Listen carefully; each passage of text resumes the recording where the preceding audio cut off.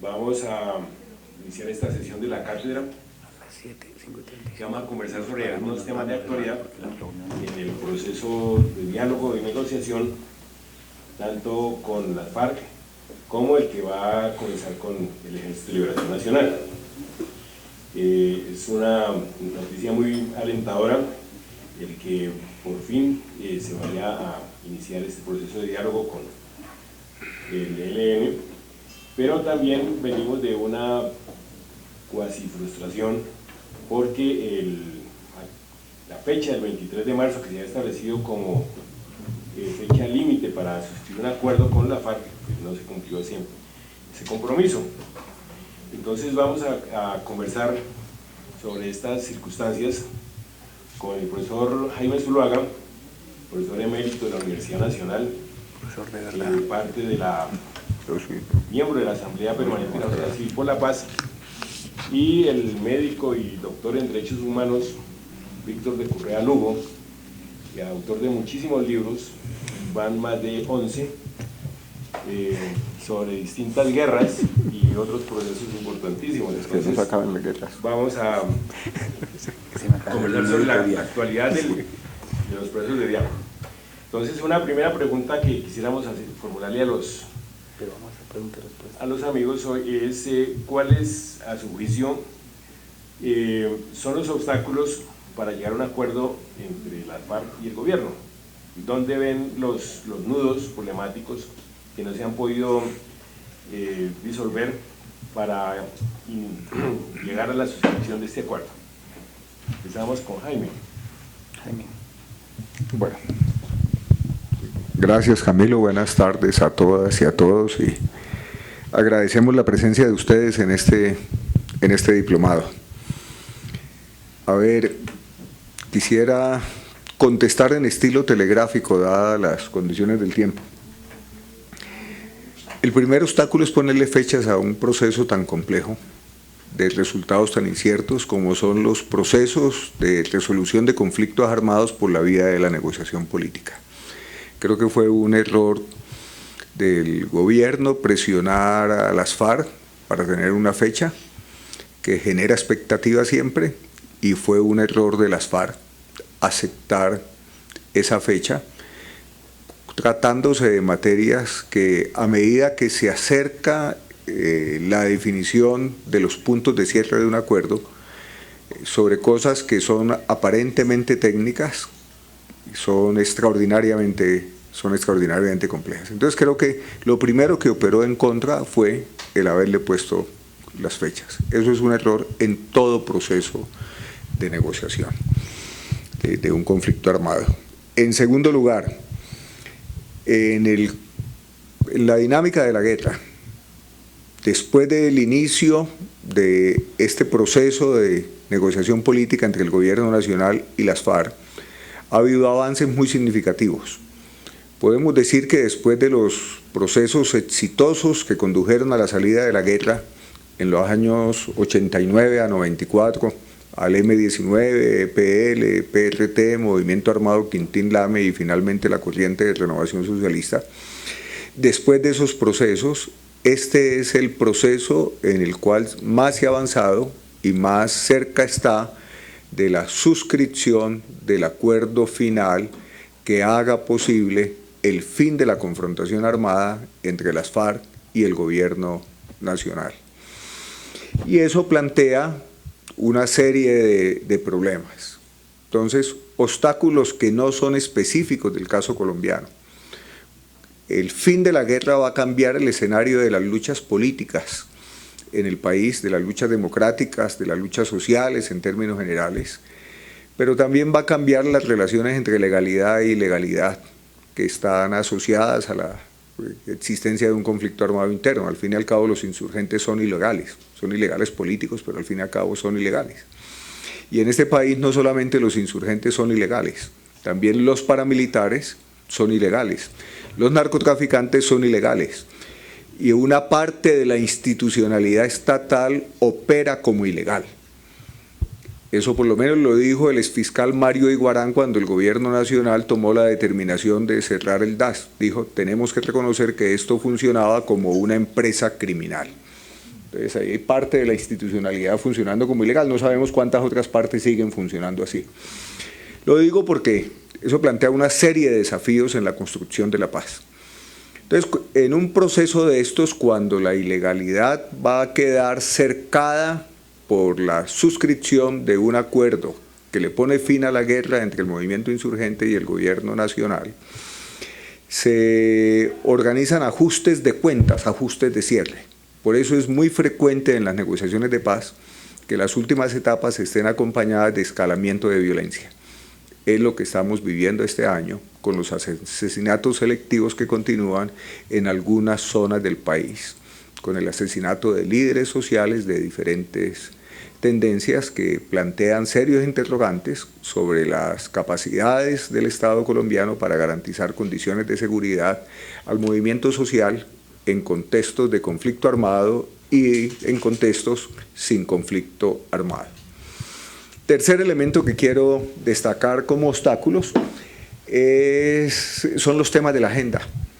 Estamos en unos temas de la agenda que son profundamente complejos desde el punto de vista técnico, desde el punto de vista político y desde el punto de vista jurídico. Desde el punto de vista técnico hay una serie de problemas por resolver que tienen que ver con la llamada dejación de armas. Digamos que son en cierta forma los más fáciles de resolver. ¿Cómo se va a avanzar en eso de la dejación de armas? Es finalmente un acuerdo entre las partes sobre la gradualidad o no gradualidad de la dejación, los sitios en donde se dejan, quién va a ejercer la veeduría, los mecanismos de control para que no se repita una cosa monstruosa además que se dio con los grupos paramilitares. Y es que las armas que se dejaron, que se entregaron en esa oportunidad, se destruyeron. Y al destruirlas desaparecieron muchas pruebas de los crímenes que se cometieron con esas armas. Pero bueno, ese es un aspecto técnico-jurídico a resolver. Pero hay otro problema que es muy complejo, el problema jurídico, de poner en marcha la Jurisdicción Especial de Paz, de poder acoplar los tiempos jurídicos con los tiempos del proceso político de la negociación, y que tienen que ver con cosas tan elementales como, por ejemplo, a partir de cuándo comienzan a estar blindados los excombatientes desde el punto de vista jurídico, si antes o después de la dejación de armas, por ejemplo. Y ese es un problema que tiene implicaciones técnico-jurídicas y además implicaciones políticas. Y finalmente hay aspectos políticos relevantes en el cierre de un conflicto de esta naturaleza. Cuando los insurgentes dejan sus uniformes, abandonan las armas y cambian la relación con la población y con los territorios, se producen una serie de transformaciones individuales y colectivas que afectan la identidad colectiva y la naturaleza de ser de los exguerreros que pasan a ser activistas políticos o luchadores políticos legales. Siempre han sido luchadores políticos, pero pasan a ser luchadores políticos legales renunciando a la ilegalidad. Y la creación de las condiciones para que eso se haga en la forma menos traumática, siempre es traumática, es efectivamente compleja. Y eso tiene mucho que ver con las llamadas zonas de concentración. Si de algo sirve la experiencia del pasado, y creo que sirve mucho la experiencia que hemos acumulado en este país sobre estos procesos, lo que se hizo con el M-19, con el EPL y con las otras guerrillas es muy significativo. El M-19 se concentró en un campamento, bueno, por la magnitud de sus combatientes, etcétera, eso no es pensable con una guerrilla de las dimensiones de las FARC que esté concentrada en un solo campamento, pero mientras estuvo en el campamento tuvo la posibilidad de mantener bajo ciertas condiciones relaciones con los diferentes sectores políticos nacionales e internacionales, con organizaciones de la sociedad llamada civil, nacional e internacional, e incluso con agentes del Estado. Dicho en otros términos, pudo establecer relaciones políticas y avanzar discusiones políticas con diferentes sectores mientras se avanzaba en la negociación. Digamos que esa es una preparación para el tránsito a la acción política legal. Y esa es parte de las dificultades y de los obstáculos que hay que vencer en las concepciones de la población y en las posiciones del gobierno, en el sentido de que es necesario crear las condiciones que faciliten de la manera menos traumática posible y que potencien al máximo las posibilidades políticas de las organizaciones dispuestas a salir de la guerra para salir a la acción política legal. Porque si otra lección enseña lo de estas desmovilizaciones y salidas de la guerra de esa época, es que entre más fuerte políticamente sea ese proceso de mutación, menos posibilidad hay del retorno a las armas. Sin la fuerte incidencia política que tuvo el M-19 en el momento en que hizo el tránsito a la vida política legal, no hubiera sido posible que el M-19 continuara como alianza democrática de M-19 en la lucha política después del asesinato de Carlos Pizarro. Entonces, la mayor fortaleza de este proceso es contribuir a crear las condiciones para que las organizaciones insurgentes, en su metamorfosis a la vida política legal, salgan todo lo fuertes que sea posible. Esa es una ventaja para la democracia y para la sostenibilidad del proceso de construcción de paz a partir del fin de la guerra. Gracias, Jaime. Una circunstancia que ha pesado mucho en la conciliación de la paz en este tiempo es la ausencia de diálogo con el Ejército de Liberación Nacional. Para algunos era un proceso incompleto, que se diera un acuerdo con la FARC y que se mantuviera la confrontación, el lanzamiento del ELN. Hemos sido testigos de la noticia de que se va a empezar un proceso de negociación con el ELN, y yo le quisiera preguntar a Víctor de Currea sobre qué aporta esa negociación al proceso de paz y cuál es la perspectiva de la misma negociación. Esperamos que conteste igual de telegráficamente que Jaime. Haremos todo lo posible. Varias cosas. Lo primero es la idea de paz completa. No se puede plantear un proceso de paz exitoso mientras el Ejército de Liberación Nacional continúe en la confrontación armada, mientras las FARC plantean un proceso, digamos, que lleva a un fin del conflicto armado. Eso es, le hace inviable el camino a las FARC por muchas cosas, entre otras porque la implementación, especialmente en algunas zonas del país, pues sería imposible, así de sencillo. Segundo, porque los paramilitares van a seguir diciendo que están ahí por los helenos. Tercero, porque el gasto militar y la doctrina militar no se va a tocar porque entonces están los helenos. Y cuarto, porque entonces todos los compromisos sociales que adquiere el Estado en la Mesa de La Habana no los va a aplicar porque los helenos. O sea, se vuelve una cosa bastante... Pero además es que no es novedoso. Aquí echarle la culpa a alguien y tener un chivo expiatorio. Acuérdense cuando Pablo Escobar, ¿no? Todo era culpa de Pablo Escobar. Incluso a Gaitán creo que lo mató Pablo Escobar cuando era chiquito. Entonces, todo eso, a partir de tener a quien echarle la culpa, se construye un imaginario. Lo primero es eso. Lo segundo es que hay una nueva agenda. Pero es curioso, esa agenda no es de un qué, sino de un cómo. Si ustedes revisan el punto 1 ABC, punto 2 AD y punto 3A del acuerdo que se hizo público la semana pasada en Caracas, verán que es participación. Lo que el ELN está diciendo es que negocie la sociedad. Cuidado, no la sociedad civil. La sociedad, sobre todo porque la sociedad civil tiene un tufillo ONGero que no corresponde al movimiento social y eso hay que diferenciarlo, ¿sí? El movimiento social no tiene que estar buscando indicadores de gestión y árbol de problemas y todas jodas, con perdón. Entonces, ahí hay un espacio de participación. Claro, el gobierno ha aceptado. Ahora, ¿el gobierno qué dice? Hagan unos foros como los de La Habana. Y el ELN dice, no, queremos una convención nacional. En esa brecha, porque el gobierno no va a aceptar la convención, pero el ELN no va a aceptar los foros, hay una brecha más abajito de la convención, pero más arribita de los foros. ¿Qué es? Ni idea. El gobierno dice, háganle, el ELN dice, pregúntenle a la sociedad, y la sociedad está estancada en eso.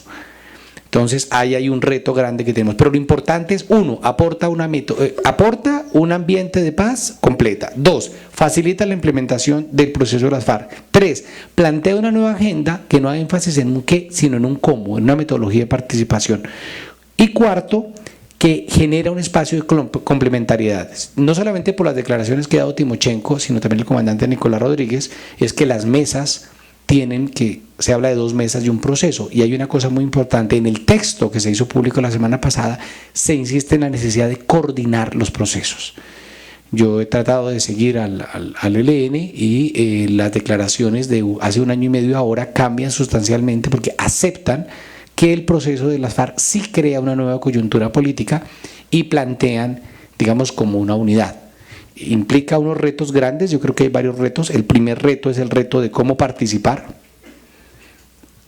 Y cuando uno pregunta cómo participar, toda la gente echa la carreta de la importancia de la participación, pero uno dice, ¿y cómo? No, pero espere, y le cuentan a uno de nosotros, y no hay propuestas de participación, y eso incluso a alguna gente le molesta cuando uno señala esa falencia. Segundo, el segundo gran reto tenemos que ver es con el cumplimiento del gobierno, porque parte de la lógica, a diferencia de las FARC, la lógica del ELN es vamos cumpliendo y vamos avanzando. Y el gobierno es un gobierno profundamente incumplido. Entonces, frente al incumplimiento sistemático por parte del gobierno no hay nada que hacer. Y la tercera gran amenaza que tiene este proceso, o el gran desafío, es que va a suceder con el paramilitarismo. 338 municipios de Colombia tienen paracos. No, yo no digo ni neoparacos, ni bandas criminales, porque creo que paramilitares empezaron en 1930 y siguen a nuestros días, más allá de las siglas que utilicen. Y el problema grave es que esa política se mantiene.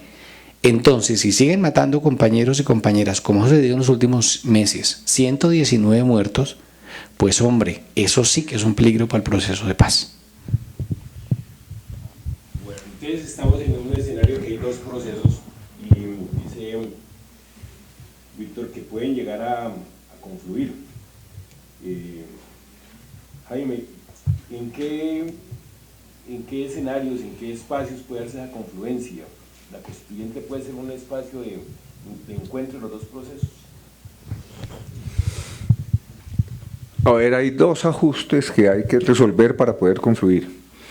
Un ajuste tiene que ver con los tiempos. Creo que en la dinámica que se está desarrollando, en este proceso, por lo menos hasta donde yo logro interpretarlo, el gobierno nacional cometió uno de los errores que han cometido otros gobiernos en el pasado, y es el haber subvalorado la importancia de la negociación política con el Ejército de Liberación Nacional y dejarla para un segundo momento. Y lo de La Habana va muy avanzado en muchos aspectos, y no es pensable, por diferentes razones, que el ELN esté dispuesto simplemente a montarse, como han dicho metafóricamente, en el tren de la paz de La Habana y simplemente sumarse y adherir a lo que hay.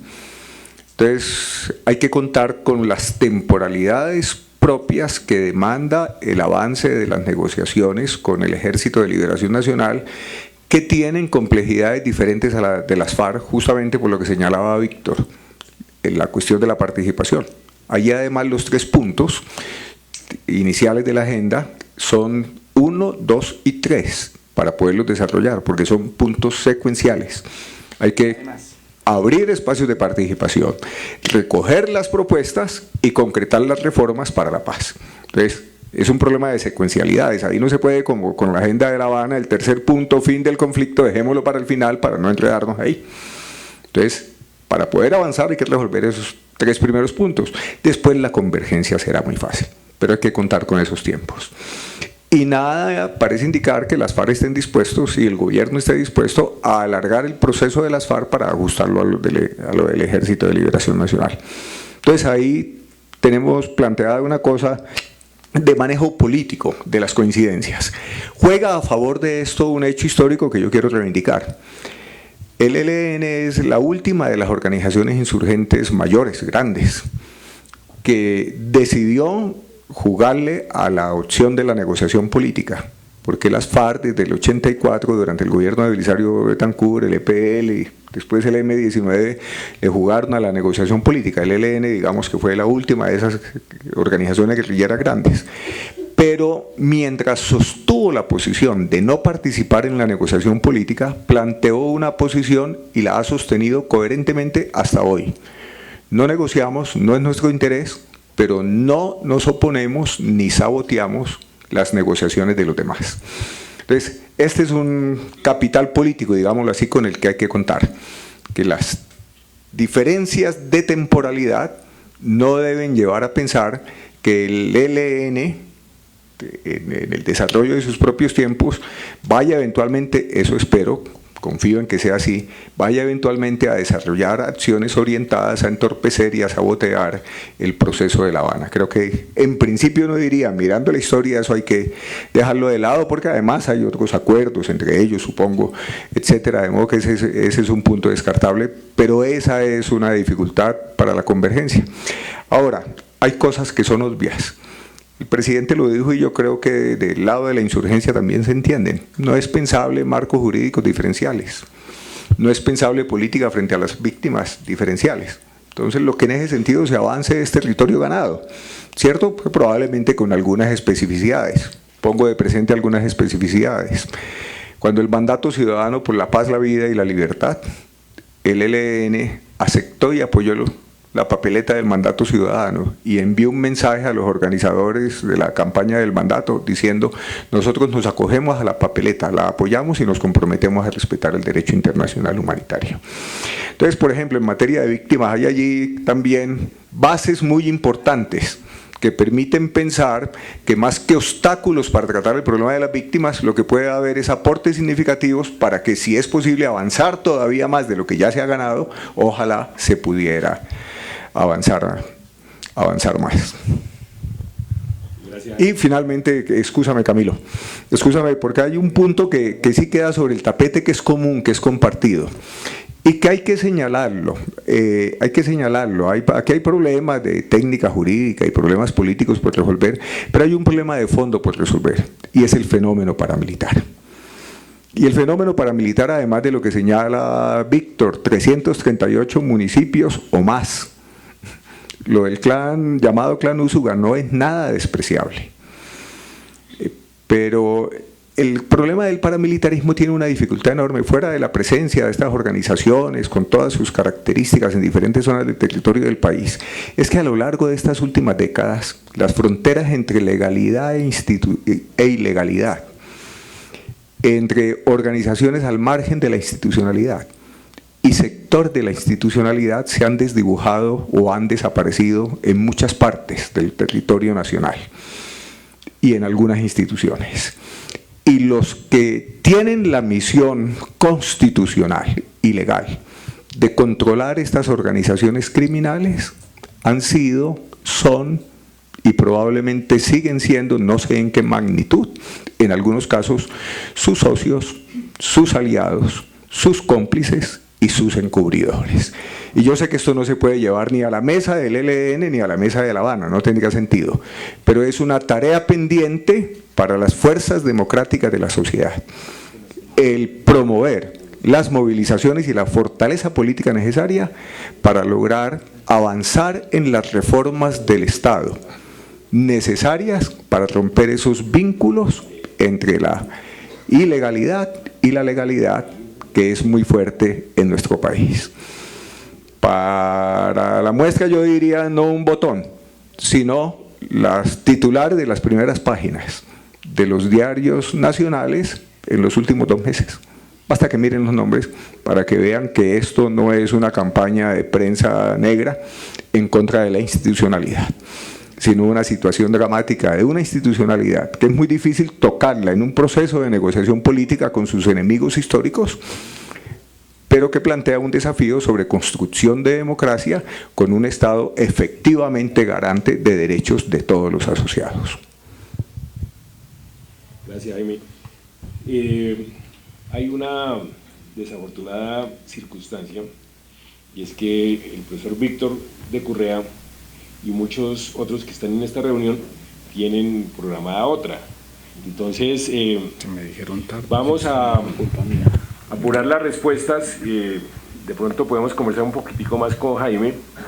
Yo le quiero preguntar a Víctor, no en el afán de señalar que hay un proceso de negociación superior al otro, o otro que es más completo, cosas por el estilo, sobre cuáles son las diferencias entre los dos procesos que se están planteando, ¿verdad?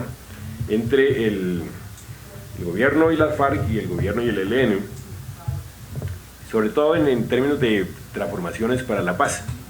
Entonces, Pues aclaro, no es la intención de la pregunta no es señalar que uno de los dos procesos es más completo, más integral o cualquier cosa por el estilo, sino que nos podamos entender en las especificidades que tienen uno y otro. Trataré de darle gusto, Camilo. La primera cosa es que las FARC entran en un proceso cuando han tomado una decisión política. Cuando el cálculo que hace Alfonso Cano es de entrar a la paz, ahí ya hay una decisión política a largo plazo. Las FARC hacen un cálculo político y asumen que un modelo de acumulación lo van a plantear por fuera de la lucha armada. Es decir, si bien es cierto las FARC no llegaron a un proceso de rendición ni de alguna manera hay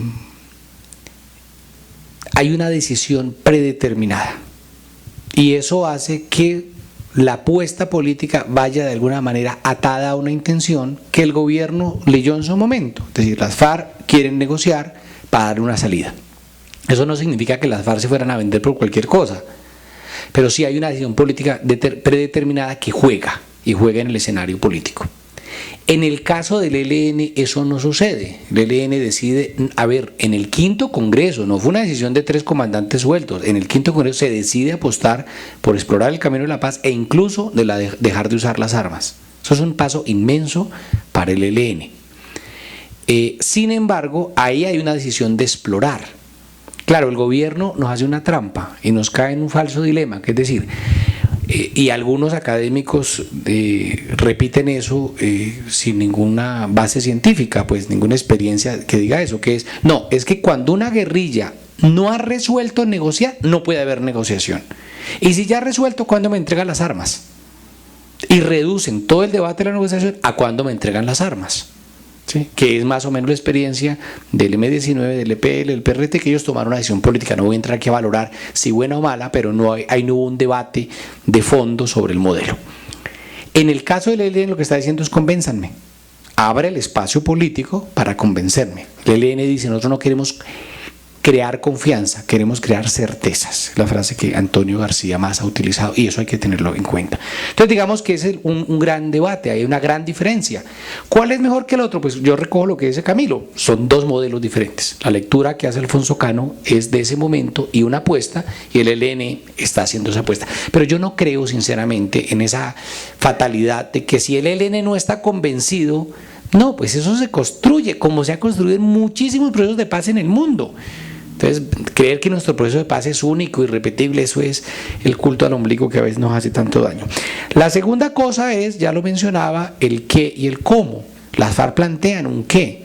Y ese qué, digamos que sin reducirlo a estancos, porque sí interactúa el uno con el otro, tiene unas ¿cómo se llamaría? Unas autonomías discursivas, ¿no? El tema agrario, el tema de la participación política, el tema de los cultivos ilícitos, pues crean como unos estancos de discusión que permiten ir avanzando sobre esos puntos específicos.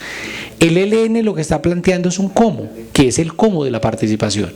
Y claro, es un modelo diferente. Ahora, si el ELN hubiese, esto es pura especulación política, hubiera echado adelante, pues es posible que a las FARC el segundo momento le hubiera quedado más fácil. Pero lo cierto, la realidad es que las FARC son las que echan adelante y abren un espacio político.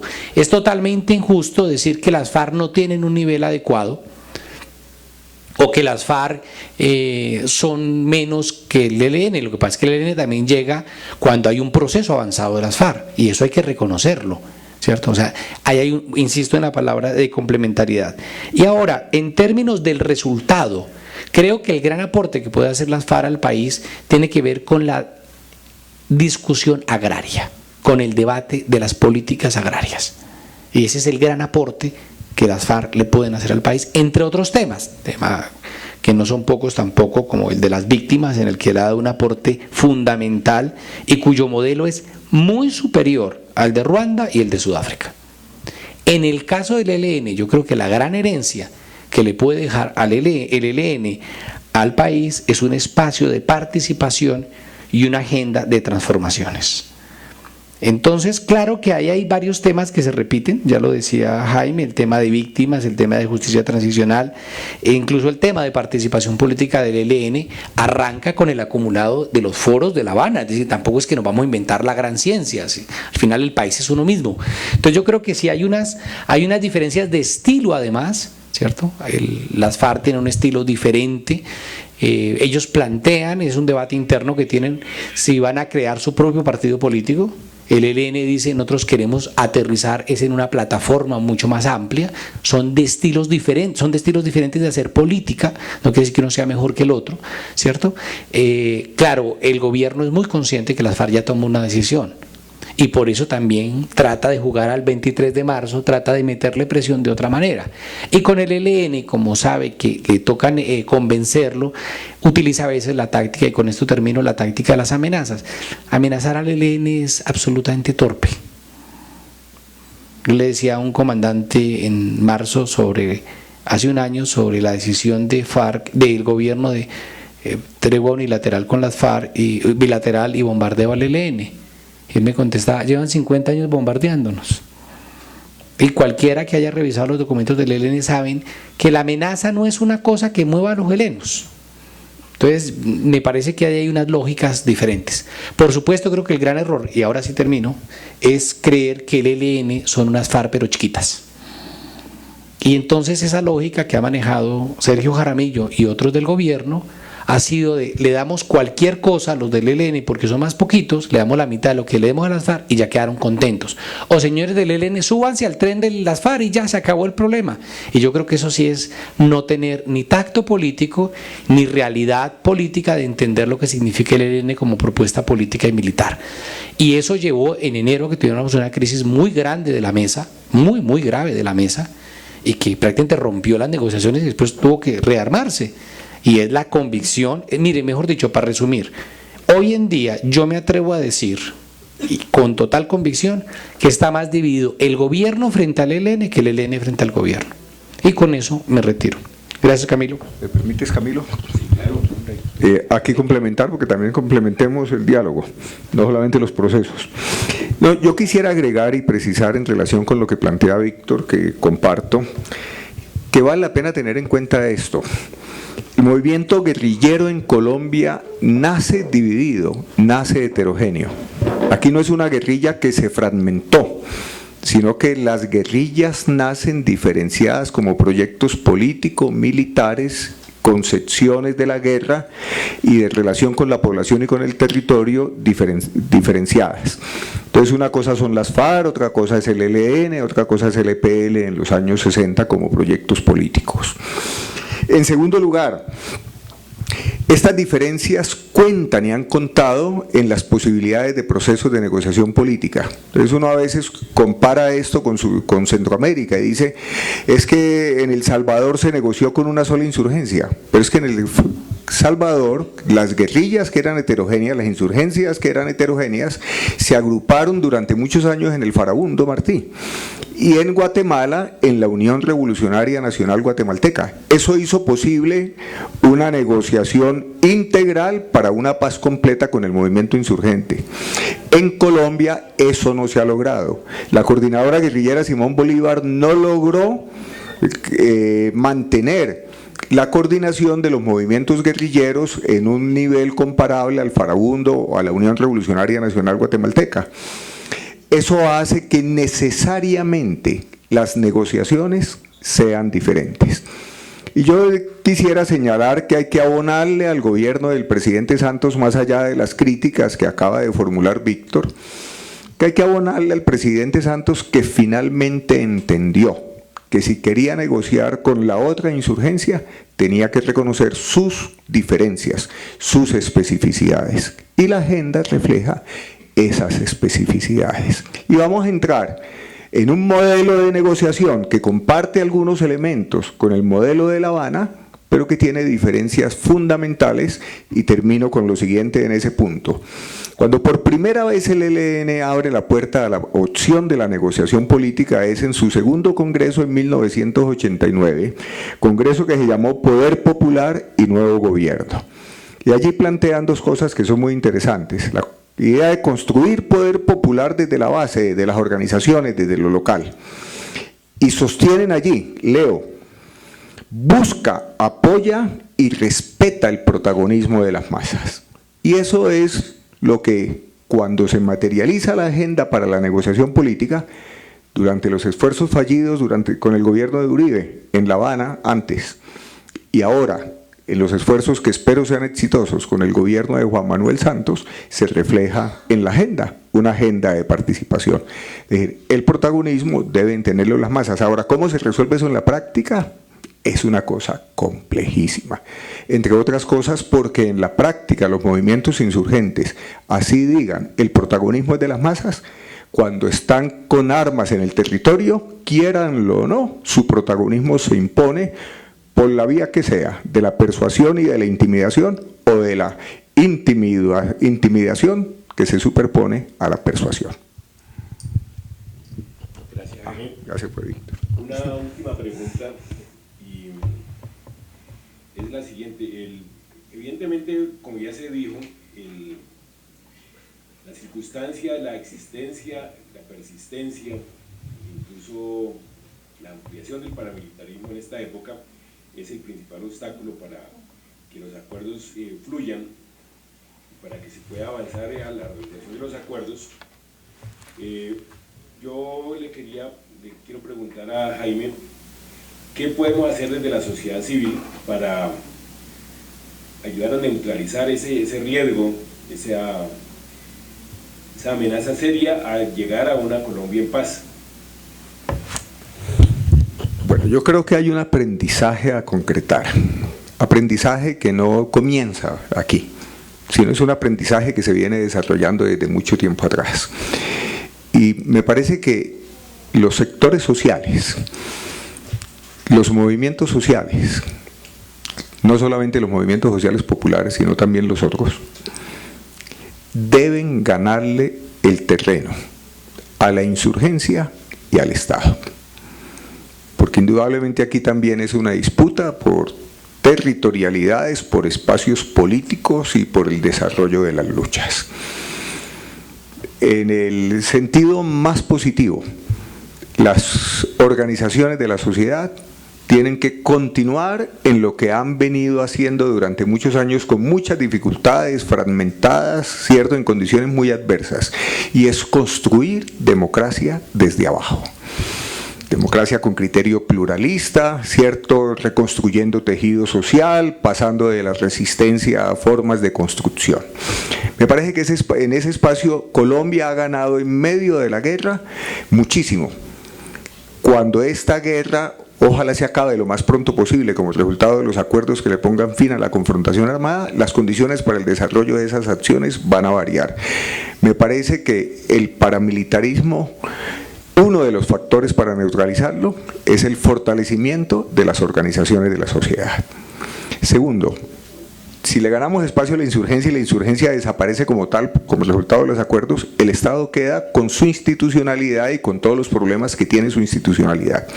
Entonces, es ahí a donde tenemos que seguir avanzando, las fuerzas democráticas, tratando de crear las condiciones que permitan conmover este Estado, sacudirlo a fondo y avanzar en la reestructuración de instituciones y en la depuración de las fuerzas militares de policía y de los organismos de seguridad. Esa es una tarea insolayable.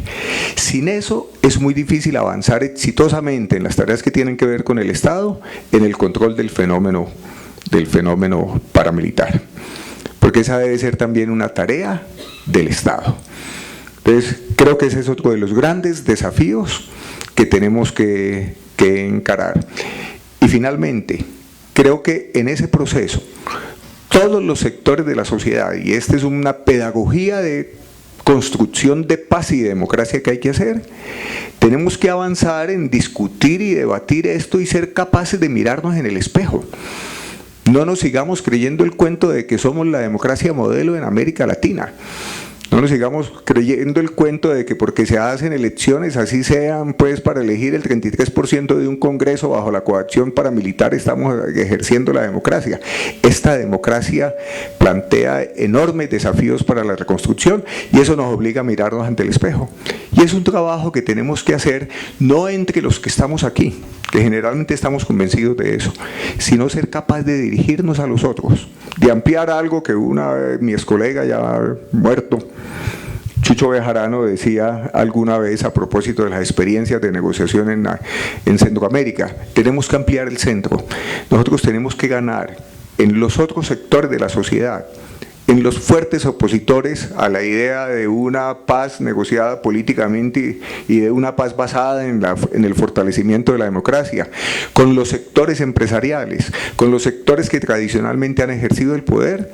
Tenemos que hacer el trabajo pedagógico de llevarlos a convencer de que un Estado democratizado, depurado, unas fuerzas militares, sin esos vínculos perversos con la ilegalidad y con estas organizaciones criminales, las necesita la construcción de la democracia en este país. Pero es una pedagogía muy difícil de avanzar, es el desafío que tenemos que enfrentar y romper con el mito de que una vez desaparezcan las armas de la guerrilla, estamos en un nuevo paraíso terrenal.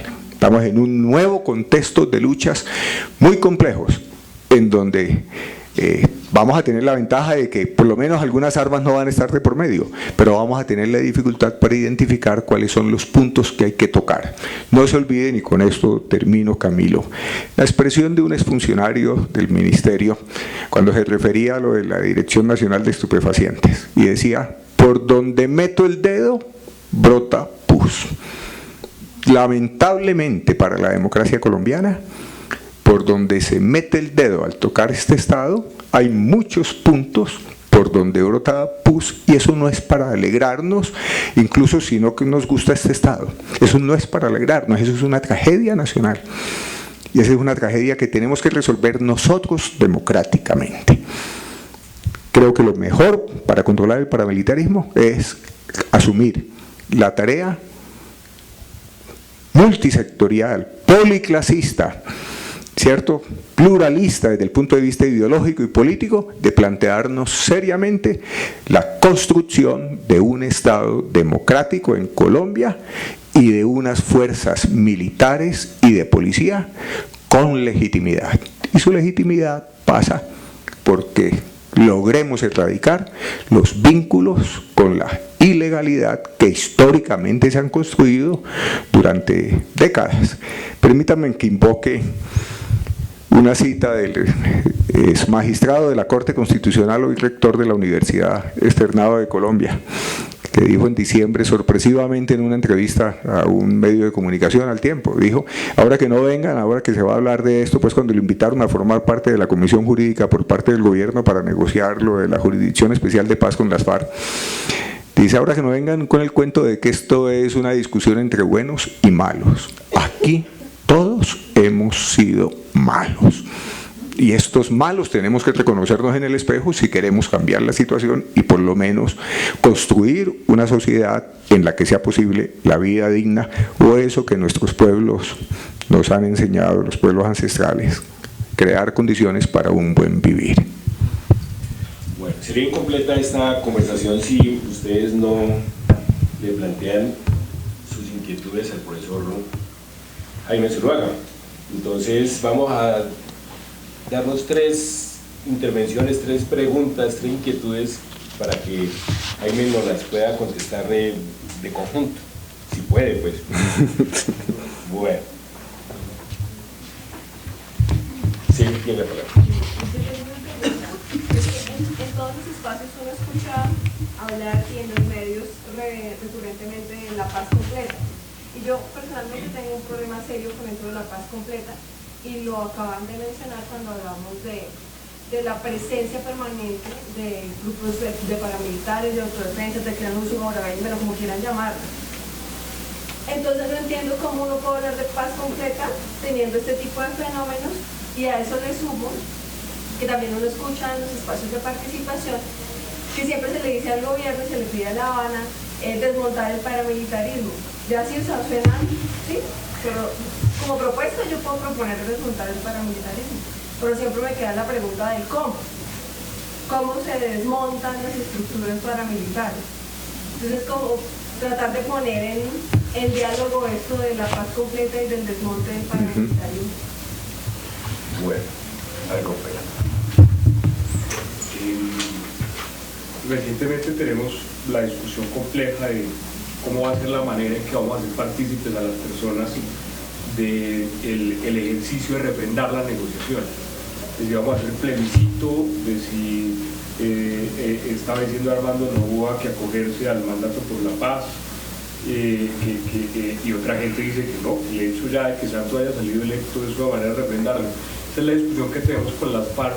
¿Cómo ve usted, profesor, el asunto de los acuerdos con el ELN, de refrendar los acuerdos con el ELN, de vincular a la sociedad con la discusión que hay con esta guerrilla que no es tan diferente a la de las FARC, pero pues, ya se ha dicho? Gracias. Bueno, aquí y luego allá. Y atrás hay otra, y con esas tres intervenciones cerramos. Sí, pasa. Bien la palabra. Quería preguntarle algo que usted usadamente dijo, es que hay esas negociaciones entre el gobierno y el ELN. Pero nosotros, yo me hago la pregunta, que una cosa que no tiene clara la gente es, hay unos acuerdos en La Habana que es para la paz. Entonces mi pregunta es, como estamos viendo, dice, hay que involucrar a la sociedad civil. Mi pregunta es, ¿cómo involucrar a la sociedad civil en una política pública de víctimas? Porque es que las víctimas están participando, pero no tienen eco y no le da respuesta a sus necesidades el gobierno nacional. Ahora pareciese que cuando se firme la paz, ese es el fuego, y el punto 5 de las víctimas, pareciera que Colombia va a estar mejor. Y en mi percepción no va a ser así, porque las víctimas, todavía con esa democracia, que quiere ser pluralista, incluyente, no se le está dando respuesta. Realmente se dice que se debe participar y las víctimas están participando. Entonces mi pregunta es, ¿cómo hacer que los empresarios, que nos acaba de decir muy bien, que es un área económica de poder, la sociedad civil mire a estos dolientes, no como que se humillan ante el Estado pidiendo, porque es que de verdad las muertes y las masacres y los dolores que tiene la gente desplazada es muy grande en el país? Penúltima y última atrás. Mi pregunta viene a lo último que usted lo haga sobre el trabajo que desarrolló con los sectores del poder o con otros sectores de la sociedad, aparte de los que están involucrados de una manera crítica.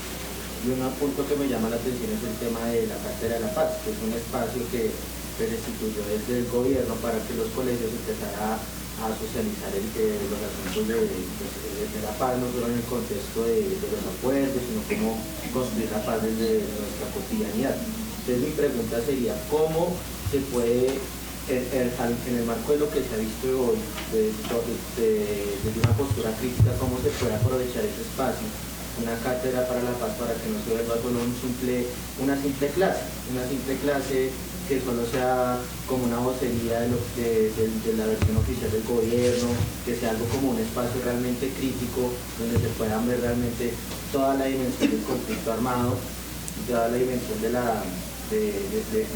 que ha llevado todo este conflicto, y realmente pues ver que sí se aplique una paz, y no solo en el contexto de la dejación de armas, sino en la paz pues en todos los aspectos. Gracias. La última atrás, por favor. Buenas tardes a todas y todos. Bueno, mi pregunta tiene que ver con dos cosas. Y es que el problema es muy arrecho. Por un lado, porque tenemos un Estado cooptado por el paramilitarismo en gran parte. ¿Sí? Entonces el Estado por el paramilitarismo, algunos académicos llamarían oligarquía, que son los que contienen los espacios de participación que generan incidencia en la transformación política del país. Son los que deberían cederlo en ese momento. Ahí está uno de los costos y uno de los puntos claves de la negociación. Pero por el otro lado, tenemos digamos, un déficit en términos de construcción de poder popular y construcción de participación, genere las situaciones que viven en experiencia real, unas cosas de derechos y los electores no las tienen. Hemos tenido, por ejemplo, 12 años de poder de alguna forma en Bogotá, por ejemplo, los movimientos sociales no fueron capaces de generar ese equilibrio y de construir y aprovechar eso. Entonces, digamos, mi pregunta va generada, ¿ustedes cómo se piensan que podemos, en el marco de un Estado cortado por el capitalismo, generar acciones desde lo popular que incidan realmente en la construcción de política pública? Muchas gracias. Bueno, antes de darle la palabra a Jaime para que responda a las inquietudes, la organización de la cátedra va a diligenciar a través del correo electrónico de la certificación de la participación en la cátedra, y oportunamente se les avisará de la entrega pública de las certificaciones, también por el correo electrónico. Bueno, muchas gracias por las preguntas. Yo me voy a poner de pie porque me siento un poco incómodo que no nos vemos. Sí. Bueno, y creo que mirarse a los ojos es siempre importante. A ver, comparto tu inquietud. Eso de la paz completa, no importa, pongámosle todos los adjetivos que sean, eso es lo de menos. Pero que pongámosle los calificativos que quieran, paz completa, incompleta, paz perfecta, paz imperfecta. Pero el problema cierto es, y lo digo con mucha modestia, como lo aprendí del obispo de Sincelejo. Alguna vez estábamos en una discusión y nos oía hablar, estábamos en la negociación con la corriente de Renovación Socialista, y él oía que debatíamos a propósito de la dejación de armas, y al final mire, yo quisiera expresar mi modesta opinión, que es la verdad, y expresó su opinión. Entonces voy a expresar modestamente mi opinión sobre ese tema. Entonces, mi opinión sobre ese tema es que hay un equívoco sobre lo de la paz cuando se piensa que el hecho de que las guerrillas salgan de la guerra y renuncien al recurso a la violencia armada es la paz, o que la paz en este país, como lo dice Sergio Jaramillo y el gobierno nacional reiteradamente, se va a construir una vez se firmen los acuerdos. No, en este país, en medio de la guerra, se ha avanzado de manera muy significativa y diferencial en los territorios en construcción de paz. En una de las zonas más afectadas del país por el conflicto armado se ha avanzado en construcción de paz, el norte del Cauca. Ahí hay construcción de paz, ahí tenemos ejemplos de nuevas concepciones y formas de ejercicio político democrático a partir de las comunidades indígenas, que no coinciden con las formas de la democracia occidental, y se está construyendo paz en medio de los conflictos, y no han renunciado a luchar por sus tierras, y las ocupan, y se paran en medio de la carretera panamericana e interrumpen el tráfico, pero eso forma parte de la construcción de paz. Se está construyendo una ciudadanía de los pueblos indígenas, materializando por fin, así sea parcialmente, alguna de las grandes conquistas fundamentales de la Constitución del 91. Cierto que es el reconocimiento de los derechos de los pueblos indígenas y de sus autonomías relativas. Entonces, ese es el camino, digámoslo así. Que eso sea completo o incompleto, yo no sé. Pero la experiencia pasada sí nos enseña una cosa. Si no logramos que todos los grupos armados dejen las armas en tiempos relativamente cercanos, es muy complejo, porque en política no existen vacíos, y esos espacios vacíos que quedan, si superviven otros grupos armados en este país que ha sido tan fecundo para la violencia política desde el siglo XIX, entonces esos espacios rápidamente se llenan. Eso pasó con el Cauca, después de que salió de la guerra de la M-19, eso salió en los Montes de María, después de que salió de la corriente de Renovación Socialista, eso ocurrió en Urabá, con formas más perversas, después de que salió de la guerra del EPL, digo con formas más perversas por la presencia paramilitar y las mutaciones que indujo esa presencia paramilitar. No era solamente la competencia de las FARC matando los ahora llamados esperanzados, Esperanza, Paz y Libertad, sino también los paramilitares buscando cooptar los antiguos guerrilleros, como en efecto lo hizo en muchos casos. Entonces, eso hay que tratar de evitarlo. Por eso lo ideal es que todas las guerrillas salgan de la guerra. pero esa no es la paz completa. La paz significa crear condiciones que nos permitan avanzar en las luchas democráticas sin tener que recurrir al ejercicio de la violencia armada, ¿cierto?, para el desarrollo de la acción política. Y en ese campo se le plantea a la sociedad colombiana un desafío, no solamente al Estado. Tú creo que lo acertaste. Desmontar el paramilitarismo. En los acuerdos del Salvador fue posible que el farabundo y el gobierno salvadoreño firmaran un acuerdo en el cual el gobierno decía: desmontamos el paramilitarismo, porque el paramilitarismo de allá era el paramilitarismo clásico, dependiente de los organismos de seguridad del Estado. Entonces el gobierno podía decir, bueno, ya que nuestros muchachos no se quiten el uniforme y salgan disfrazados de civiles, o que las bandas que hemos contratado ya no las seguimos contratando y las vamos a disolver, saben quiénes son y las vamos a desmovilizar. Allá fue posible eso, en Colombia no, porque el fenómeno paramilitar es diferente. Lástima que se fue Víctor, pero no quiero caer pues en lo que él decía de que nos contemplemos el ombligo. No es que todo lo nuestro sea muy diferente, muy específico, pero que hay una especificidad.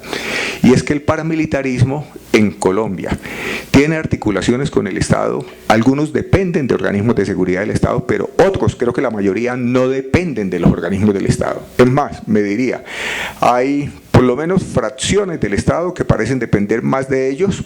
Lo dijo el fiscal, también él es fiscal Mario Iguarán, que ustedes saben fue viceministro de Justicia en el gobierno de Uribe. Decía, lo grave es que ahora no sabemos, que aquí no sabemos si son los políticos los que aprovechan a los paramilitares o los paramilitares los que aprovechan a los políticos. Yo diría, yo no sé si era Mancuso o Castaño los que le daban órdenes al general Rito Alejo, o el general Rito Alejo el que le daba órdenes a Castaño o a Mancuso. Sospecho que en la dinámica del conflicto eran más las órdenes que recibían las fuerzas militares de parte de algunos de estos sectores que las fuerzas militares le podían dar a esos sectores por la enorme autonomía, poder, los apoyos sociales, los recursos con que contaban, la presencia territorial, etcétera, etcétera. Si no nos explican declaraciones como la de Castaño, cuando la llamada pacificación de Urabá, le hemos demostrado al Estado que somos el único ejército capaz de contener la subversión. Cuando se hizo la pacificación de Urabá, aquella que tiene por fortuna al señor Rito Alejo del Río en proceso judicial, Castaño declaró 8 días antes de que lo declarara Rito Alejo: pacificamos a Urabá, se lo devolvemos en paz al Estado, ojalá el Estado tenga la capacidad de mantenerlo en paz. Entonces cuando uno lee eso, entiende cómo es de compleja esa relación. Entonces es una tarea de la sociedad y de la reforma del Estado y desde luego de la construcción del Estado que se comprometa también a luchar contra la ilegalidad interna en el Estado y contra la ilegalidad pues, que opera por fuera del Estado. ¿Cómo hacerlo? Ojalá yo lo supiera. Presentaría mi nombre a la candidatura al Premio Nobel de Paz para envidia de Juan Manuel. Es muy complejo, pero lo podemos hacer. De nuevo, invoco, ya no con los paramilitares, también con los paramilitares. Recuerden, los pueblos indígenas en el Cauca le dijeron al presidente Uribe en un consejo comunitario: presidente, no queremos el ejército del Estado, de la sociedad mayor en nuestros territorios, nos convierte en objetivo militar.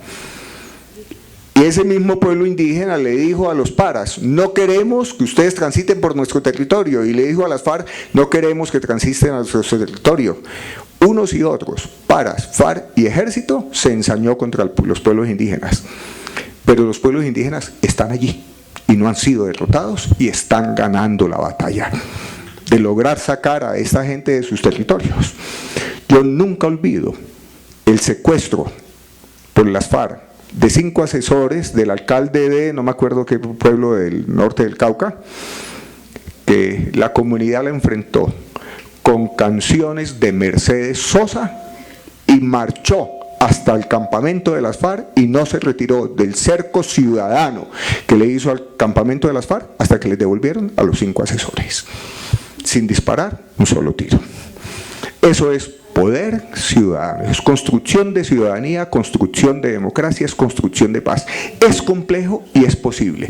No tenemos una fórmula que nos resuelva también eso en La Guajira, en el Magdalena Medio, en Yopal, en Pozo Azul, no sé dónde. Pero hay ejemplos, hay claras muestras de que es posible. Lo que pasa, y paso entonces al segundo punto, ¿cierto? Hay que leer eso. Es que nosotros no reconocemos, incluso los que nos consideramos de pensamiento crítico, demócratas, de izquierda, en fin, lo que quieran, no reconocemos esos procesos de construcción política, democrática que se han desarrollado en este país en las condiciones más adversas. Las experiencias son extraordinariamente fecundas. El fin de la guerra con la insurgencia va a ayudar a que podamos rescatar mucho de eso y que el silenciamiento de los fusiles permita que más gente en la sociedad escuche las voces de todos esos sectores de la sociedad. Parte de nuestra tarea es rescatarlos. Y allí probablemente está una de las claves del cómo la participación. Del cómo la participación. Aquí ha habido movilizaciones muy importantes, muy significativas, frustradas, desmontadas con engaños políticos. Hay que recuperar esas voces, ¿cierto?, que están vigentes, que se vuelvan a escuchar, y ahí tenemos plataformas de reformas democratizadoras de la sociedad desde lo local, con compromiso de las comunidades. Pero hay que proponerse esa tarea. Eso significa, desde luego, algo de generosidad y de visión, ¿cierto? Tratar de superar las competencias mezquinas. Desgraciadamente, cuando hay estos procesos de negociación exitosas y se ofrece tanta ayuda internacional, ojalá eso no se convierta en un nuevo factor de disputa en lugar de un factor de convergencia. Pero tenemos que ser conscientes de que son parte de los desafíos que hay en la relación con los demás y en las relaciones internas dentro de todos los sectores y organizaciones que están comprometidos en estos procesos. A ver, refrendación de los acuerdos. En la agenda del ELN no aparece el punto, no hay refrendación.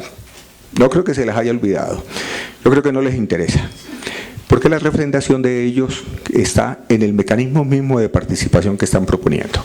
Es decir, si a los acuerdos se llega como expresión de la voluntad de sectores sociales, entonces ¿por qué le vamos a pedir a los sectores sociales que los refrenden? Yo me caso, voy ante un notario y digo, mire, me caso con ella, quiero casarme con ella, y entonces alguien me dice, cuando salgo de la notaría, pero entonces vaya donde un juez y refrende que usted se casó. No, allí lo que hay es un matrimonio con los sectores, lo que se propone, ojalá se logre eso, y ojalá encontremos los mecanismos. No es fácil, esto está muy fragmentado, muy dividido, hay muchos intereses de por medio. Entonces, ojalá se logremos inventarnos mecanismos adecuados para que ese matrimonio funcione, y entonces no habrá necesidad de refrendación. Pero como con las FARC sí está pactado y hay una palabra del presidente comprometida en el mecanismo de refrendación, lo del plebiscito para mí es un cadáver político. El plebiscito está muerto, y el plebiscito está muerto, lo mató el presidente en la forma como lo presentó, entre otras cosas porque lo presentó como una imposición a la mesa cuando ha habido ese resultado de un acuerdo. Ya por solo ese hecho está muerto, pero técnicamente está muerto, porque es que el plebiscito, pues bueno, puede ser sí o no sobre los acuerdos, pero tiene un umbral muy alto. Toca hacer una modificación específica, bajarle el umbral, etcétera, y ese es un juego que no tiene mucho sentido. ¿Qué parece ser viable? Y retomo una inquietud que planteaba Camilo cuando inició la moderación.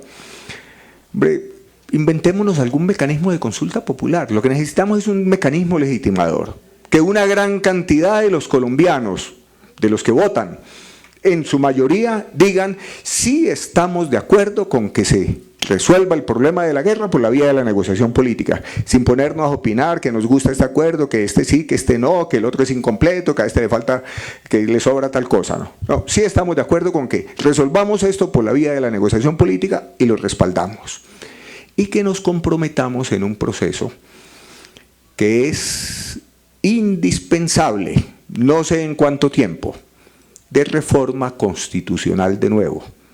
Porque hoy los que hemos defendido, y yo defiendo la Constitución del 91, reconocemos que esa constitución fue muy positiva en un momento particular de la historia de Colombia, fruto de una conciliación, y que hoy hay condiciones nuevas y que hemos descubierto en las tentativas por poner en ejecución de manera integral la constitución política falencias graves.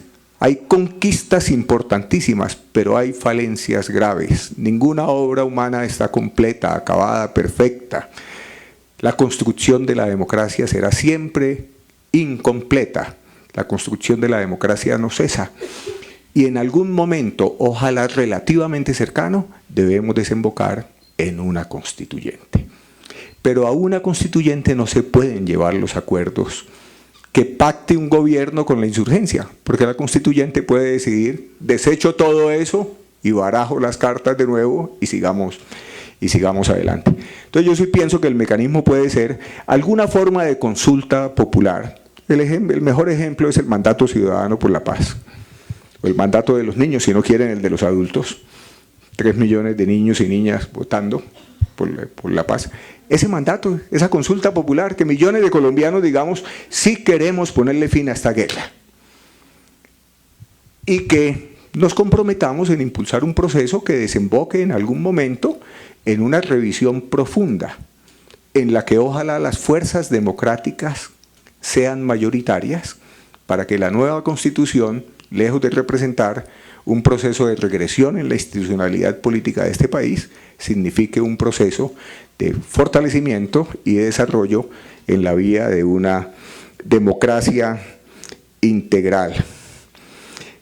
¿Cómo generar acciones en las condiciones que ofrece el Estado? Que era la última intervención que hacía el compañero de allá. Creo que voy a expresarlo de manera positiva. El que tengamos este tipo de Estado es probablemente el factor que más nos debe estimular y operar como catalizador para no cesar en la bandera y en la lucha de transformar este Estado y esa sociedad. Porque si algo ha demostrado este Estado, como lo dijo alguna vez Carlos Gaviria con mucha sabiduría, dijo, no se puede hablar de que es una sociedad democrática. Una sociedad democrática, él se refería a la pobreza, pero no se puede decir que es una sociedad democrática, una sociedad como esta, en donde la concentración de la propiedad de la tierra tiene los niveles de concentración que tiene, en donde hemos desaparecido y asesinado más gente que en los gobiernos dictatoriales del Cono Sur, ¿cierto? Y en donde hemos elegido congresos, en donde el 30 y el 40% de los congresistas elegidos lo han sido bajo la presión de las armas de la ilegalidad del narcoparamilitarismo. Esa es una democracia que no merece sobrevivir. Y ese es el desafío que se nos plantea a todos los sectores.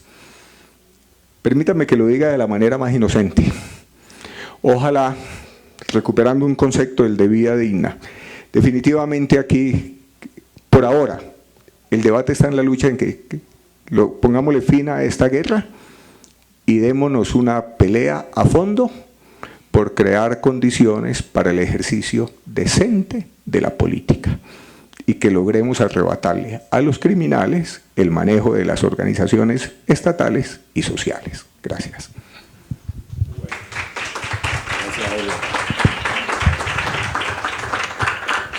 Bueno, muchas gracias a todas y todos por la presencia en esta cátedra y esperamos que todo lo aprendido lo llevemos a la acción, lo llevemos a la práctica para tener un día, una Colombia en paz. Muchas gracias.